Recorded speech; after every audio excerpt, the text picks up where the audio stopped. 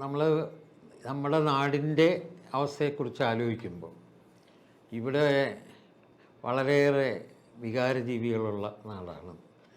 അപ്പോൾ വളരെ ചെറിയ കാര്യങ്ങൾ മതി സംഘർഷങ്ങളുണ്ടാകാൻ, സംഘട്ടനങ്ങളുണ്ടാകാൻ, കൊലപാതകങ്ങളുണ്ടാകാൻ. അപ്പോൾ കുറച്ച് നിയന്ത്രിക്കുന്നത് നല്ലത് തന്നെയാണ് എന്ന തോന്നലും ഉണ്ടായിരുന്നു.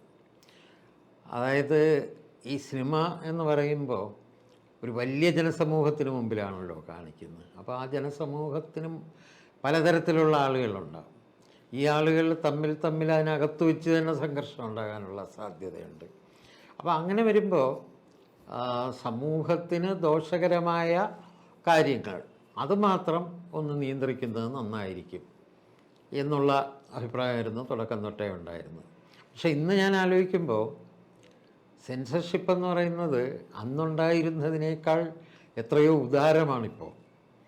കാരണം സമൂഹം മാറിപ്പോയി എന്നുള്ളതാണ് അതിന് പറയുന്ന ഒരു കാരണം. അന്നത്തെ പോലെയല്ല ചില വാക്കുകൾ. അന്നതൊക്കെ ഭയങ്കര തെറിയായിട്ട് തോന്നിയിരുന്നു. ഇന്ന് സാധാരണ ഉപയോഗിക്കുന്ന വാക്കുകളായി.